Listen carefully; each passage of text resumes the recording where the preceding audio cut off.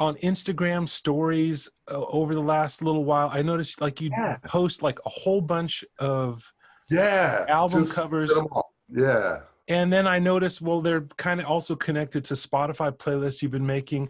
And it always starts with a couple things I know. I'm like, yeah, okay, I know that. And then it's like, wait, who is that? What record is that? Bricks in My Pillow? What is that? So how did you cultivate such a deep knowledge of the music? Oh, I would just say just being a nerd. I mean, just, where I lack maybe guitar skills, I make up for in my record collection. The nerd about, like looking at the what do you call it? Like the liner note, just looking at all the liner notes. I just grew up that way. I had a couple friends way back when I was young, and they kind of hit me to the liner note thing pretty early on. So we're talking, 30 years of checking out liner notes and finding this group of studio musicians who played on all these diverse records on both coasts, not just LA, but also New York. And then you got your Philadelphia thing and your Chicago, and all this, kind of thing. So it's just something that really, just excites me. It's still to this day, I haven't changed one bit, and also like, Guitar Player magazine, the vintage guitar, collecting those things so you can kind of cross-reference and stuff, I'm just into that, and it could be, when I first started, it could be like, say, any guitar player. If it was good, it was good. Right. If I didn't care for it, I didn't care for it as much. But, now the older I get, the more I'm starting to come back around to that. I guess you always kind of come back to the garden, maybe. Mm-hmm. I don't know. I don't know. It's all a Joni Mitchell song always. If it ain't blues, it's Joni Mitchell, It all comes back to Joni Mitchell. Yeah. I saw you have a playlist that has a bunch of Joni on it. Oh yeah, I forget what you call it. Maybe the 335 one or something, because a lot of cats. I mean, Robin and Larry played with Joni. I mean. Oh, is that what brought you in towards Joni in the first place? Well, was the great guitar players on those records, or was it something else? I would have to really think about that, because it seems like Joni was always there in some kind of way. Yeah. If it was like, what's the song, the Circle Game or something like that. It seems like that was sort of on the radio, like classic radio when I was a kid. And California, I don't know. It's just this weird thing. It seems like Joni was always kind of there, and I just kind of grew up, I don't know. So then I think the first record I got was either Miles of Isles or Court and Spark. So, I mean, you got a ton of guitar on those two records. I mean, those were, accompanying, coloring, making everything sound really sweet by Larry, and then Robin on Miles of Isles. Yeah. And it just started there. And to me, Joni is like, she's like, it's like a bedtime story every time I hear her, it's like, Yeah, totally. Yeah. Totally. I wanted to ask you about something that I saw on YouTube. I know you've been posting a lot there lately. Yeah. There was one that you did on turnarounds, and it was a lot about playing in A position. Yeah. And I know that like a lot of guitar players, especially if you go to like a music school environment or something, they really want you to like, you play in all the keys and you learn all the boxes and everything's movable. And maybe they don't actually get into the stuff that's like really specific to a key or a position. And like earlier this year, I got a chance to see Jimmy Vaughn play for the first time, and I was surprised at how much he used capos, like so that he could get some of that stuff in different keys. And I don't know, I was wondering if you could talk about stuff that's either specific to A or even just specific to open keys in general. Well, yeah, like A position is a whole world that I kind of learned from a friend who I've known for a while, Al Blake. And this is sort of like this whole other language that I knew nothing about, because I was kind of like, blues, B.B. King, City Blues, Stevie Ray Vaughan, and all that stuff, and this is really sort of country blues, and it's Yeah. like, and even, like Jimmy Reed and Eddie Taylor and things like that. So you got all of these little, positions like, Yeah. Huh. you know, stuff like that. And it's a whole thing. And then for your four chord, a lot of times, excuse me, you'll play like, ooh, just, Oh, I love that.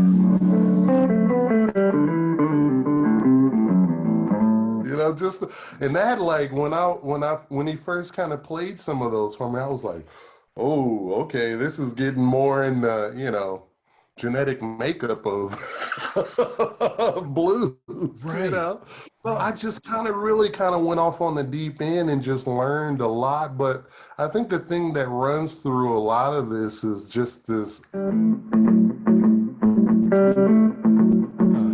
get that really, and then you put the, Uh, we yeah. all know that.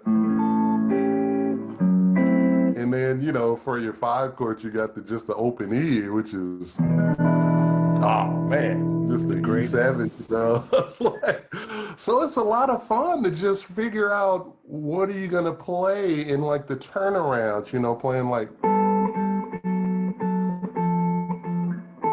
Hmm. stuff like that, or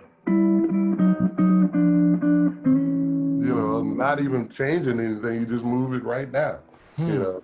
So Hmm. just little stuff like that is just so much fun because it's like you're learning about something, but it's musical. The whole, it's like learning probably a Beatles song or something. It's Right. like the whole time it's musical. It's like, Right. oh wow. Right. So Wow. yeah, that's kind of like, and also there's E position, and I call them those. As I learned that from the older guys, oh, this is A position blues, or Huh. this is E position, you're playing all in E, and you have little things you do.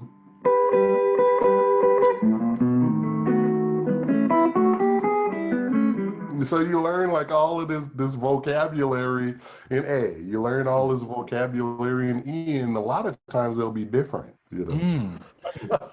That's so interesting. Yeah. I mean, from just teaching and stuff, I feel like it's something that people skip that step somehow. Like they learn a couple of like folky chords, and then as soon as they Yeah. get to bar chords, they like forget about that, the whole idea of the guitar being this open thing. Yeah.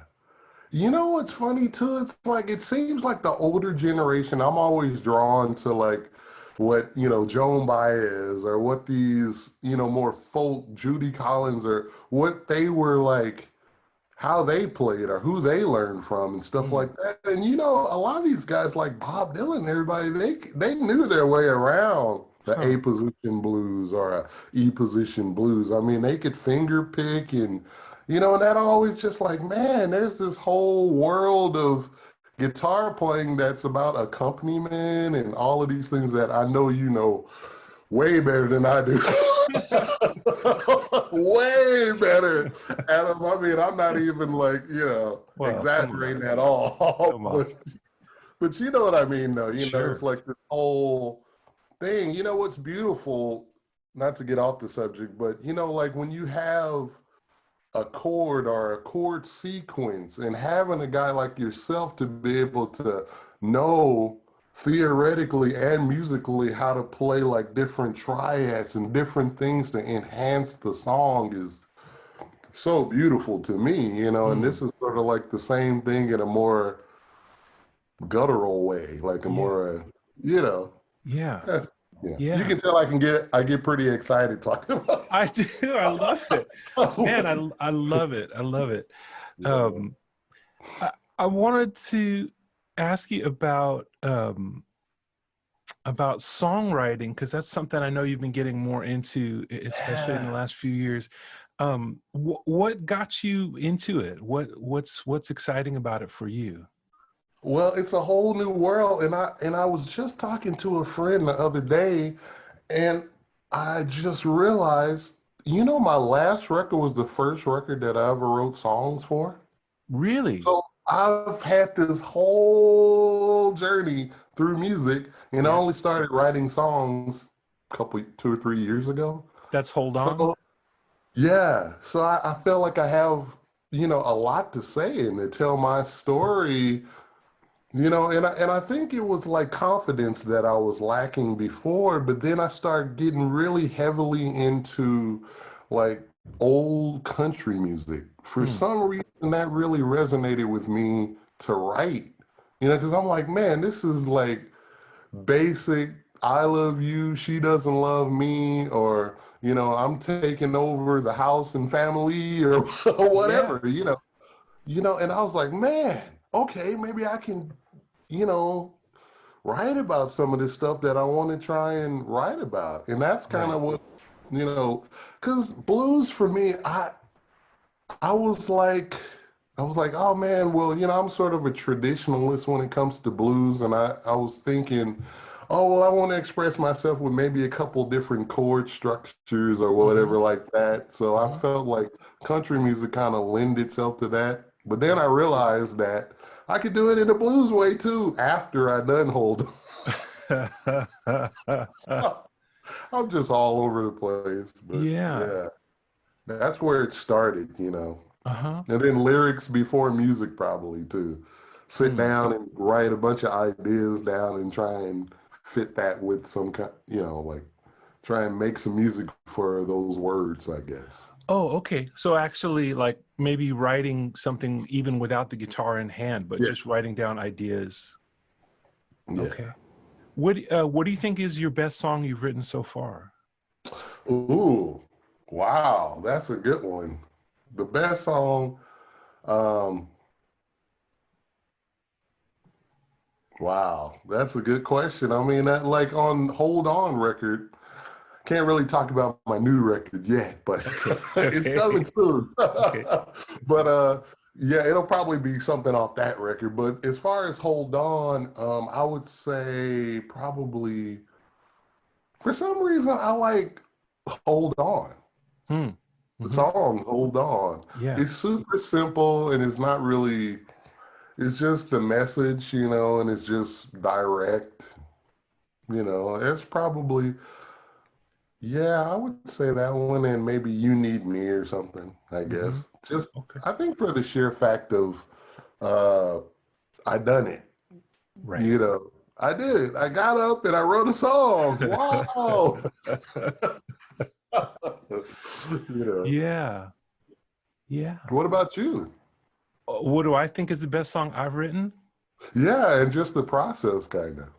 Well, process wise, I think I do it like you do it. I really almost always start with the guitar somewhere else and just put pen to paper. Like either I'll have an Yeah. idea for a title or just some kind of like an image of something like um and either try to, because I had a teacher who would give us exercises like this, just like, okay, here's a photograph or here's a painting, Wow. and what do you observe, and Mm, what is the story, even though it's like a movie, but you've only got one frame from the movie, and yeah. it's sort of like, how much can you see that's there, how much can you observe, and then how much can you imagine the story, like what's just over here that you can't maybe see, or is somebody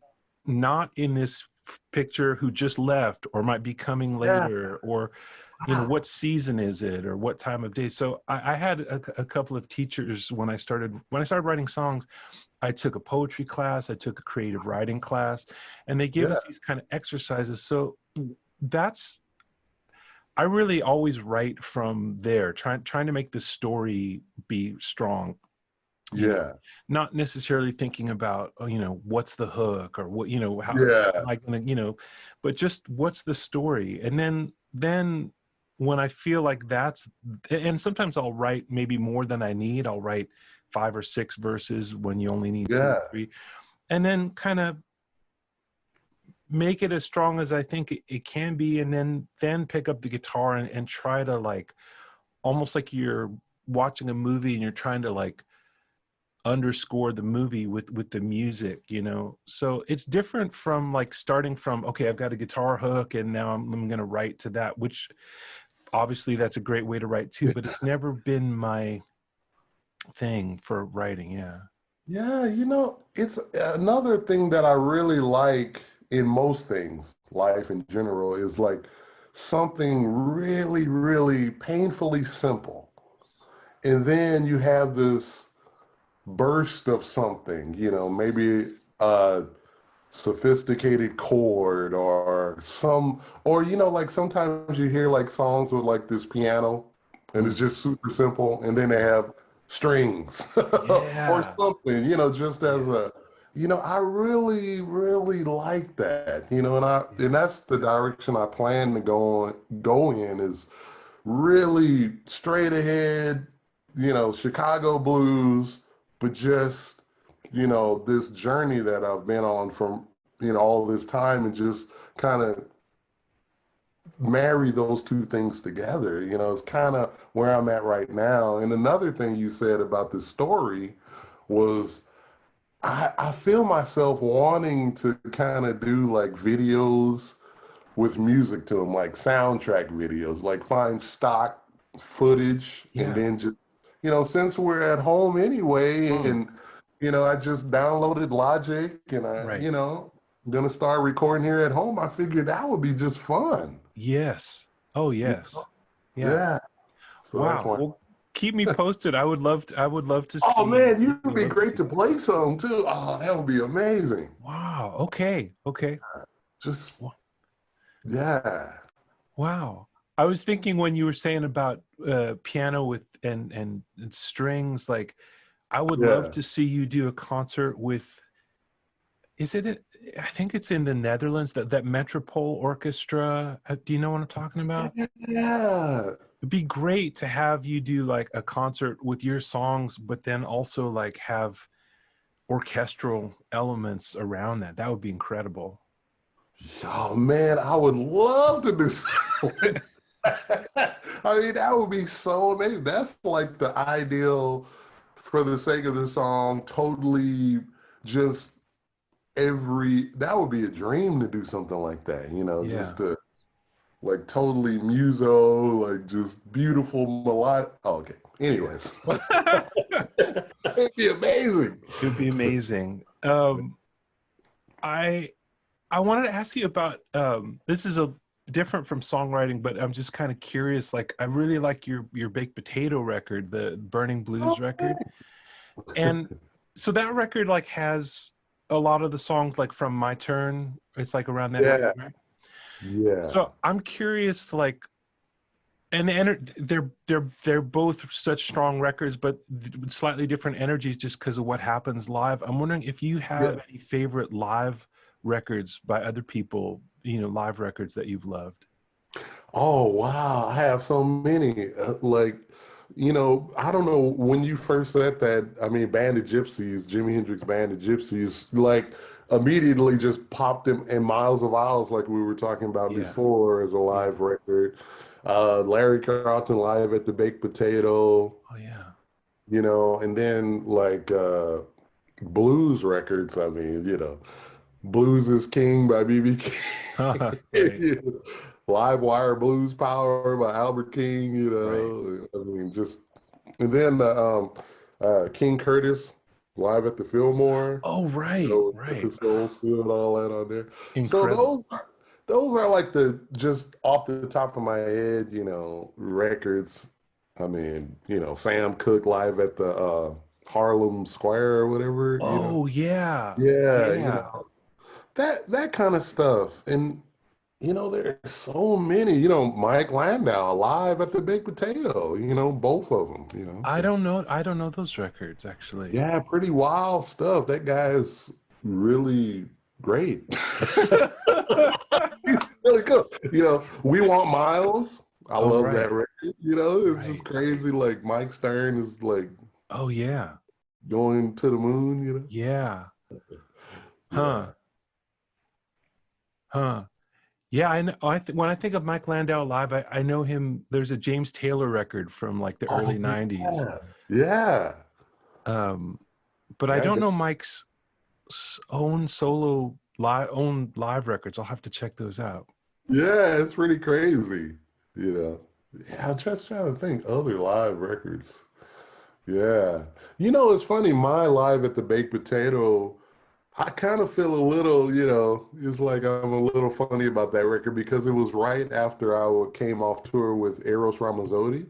So Uh-huh. my chops and everything were kind of a little suspect. Huh. And like my singing was definitely a work in progress, like me and my girlfriend were listening the other day to Live at the Baked Potato and then newer stuff I was doing singing, and we're like, Mm. whoa, you win an award for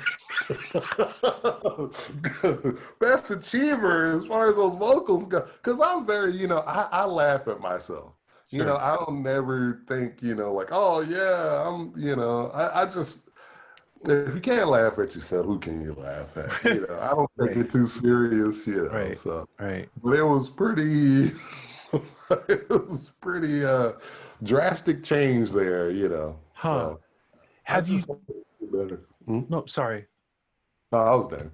Oh no, I was just gonna say, have you ever taken singing lessons, or have you just gotten better but just by doing it and doing it?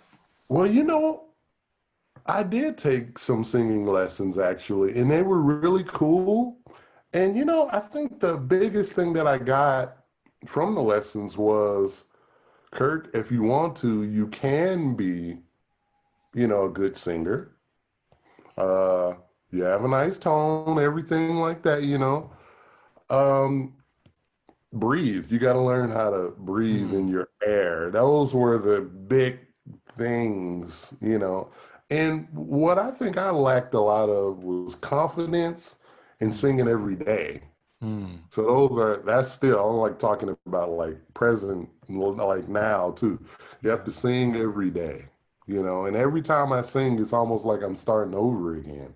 So Hmm. I really have to work on that, and then I think I'll be able to sing whatever I write or anything eventually, be able to do what I want. But I think it's just something, a lot of my favorite singers have put in, their whole life with singing and they know how to front a band and they know how to like voice lead and be strong and in tune and beautiful vibrato, and those things come, unless you're a really talented little kid, those things come over time.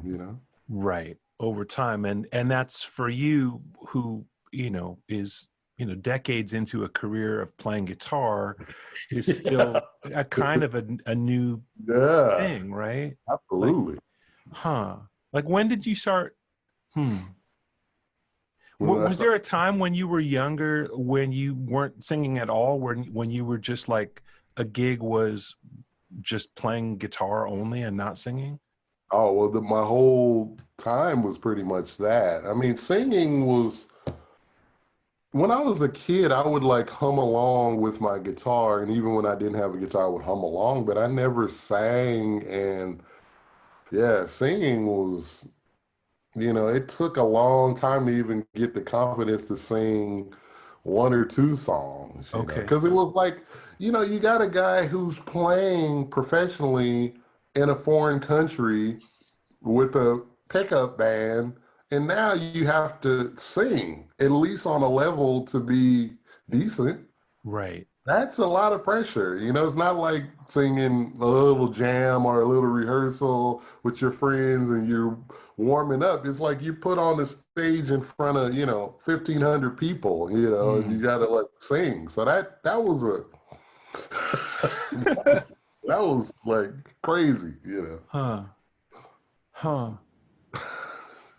Yeah, to really wrap it all into, and then to, yeah, I totally, like, you know, I started singing maybe 2005, so already it's 15 years, but yeah, I'd always just played behind people. I always wanted to maybe be like the George Harrison, or even just the Larry Carlton. Like, I don't know if Larry Carlton has ever sung in public, you know, like just playing tasty little thing like triads and whatever. I would have been happy to just do that with my life. And then I started writing songs, and I thought, well, if I don't sing them, maybe they won't ever get heard. So I just started playing little gigs, and then it just kind of, but for anyway, for whatever it's worth, when I listen to the singing on my first record, I'm like, oh man, like, could I go back and just re-record that? But uh, but you can't. Like, it's Yeah, there and it keeps growing. But I don't know, like, I was afraid when I first started, like, that, you know, like, no, there are people that can do the whole thing where they write great songs, they play yeah. great guitar, they sing great. But I thought maybe I'll just never be able to get it together. And I don't know, for you, I'm curious, like, when you think of somebody who has the whole package, where like they show up and you know they're going to sing great, you know the songs are going to be strong, and then you know when they play it's going to be strong. Who are those people for you? Well, younger players, Joey Landreth.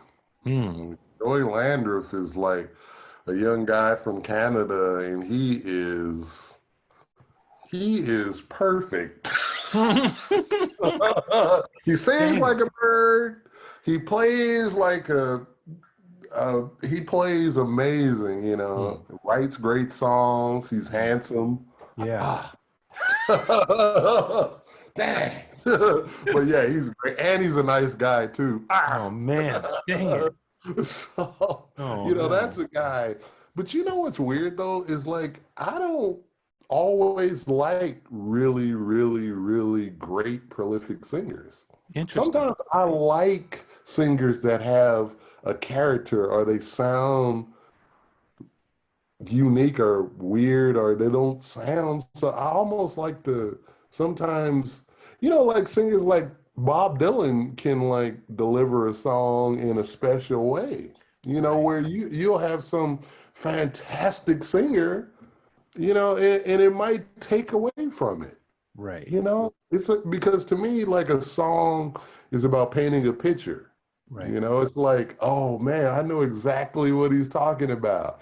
Sure. I feel it. I feel the lyrics, and sometimes maybe a singer might oversing something. Right.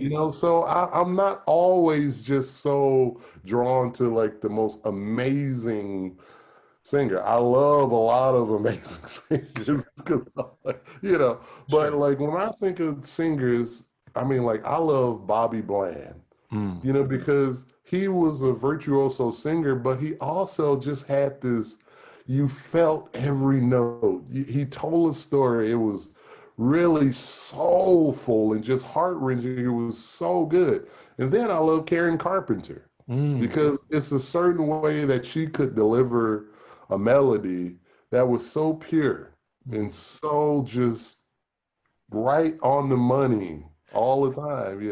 Mm. Or like I think of Neil Young or just all these different singers. And it's like, I don't want Neil Young to sing like Aretha Franklin. I want Right. Aretha Franklin to sing like Aretha Franklin. I want Neil Young to sound exactly like how he sounds. Yeah. It's Yeah. amazing. Yeah. Huh. So the singing thing is, I mean, I don't know. Uh, so can you, I know we're almost out of time. I don't want to keep you too long, but I'm just curious. Can you tell us a little bit about the new record? Well, the new record is called My Blues Pathway. Hmm. It's basically just going back to the things that excited me about live music. When I first was old enough to drive my little Nissan Sentra to see live music, you know? Yeah. Right. I mean, and that was blues. Mm. That I used to go see everybody, jazz, everything, but blues was the thing that really resonated with me because it was just live, it was loud, it was people just sweating, and it was amazing, you know. So that's really, I just really, internalized that. So Okay. I wanted to just kind of pay my respects to blues and, kind of like marry then to now Yeah. because my pathway led me back to the things that got me excited about music in the first place. So Oh, that's beautiful. kind of it. And I recorded it in LA, Okay. and I wrote half of its originals and half of its covers. Nice. And I can tell you way more about it very soon, I Okay. promise. Thank you. Well, But it should be fun. I will very much look forward to that. Aw, thank you. Yeah. Yeah, Well, Kirk, it's been great to talk with you. I really appreciate you taking the time, likewise. and I appreciate. Anytime. Oh, I just appreciate your love for music. It's really excites me to about. I get more excited about music when I talk with you about music. Oh man, well we can talk anytime about music. Okay. All right, man. Well, you enjoy the rest of your day and happy 4th to you too. Thanks so much. You too. Take good care. You take care, Adam. Bye bye. Bye-bye.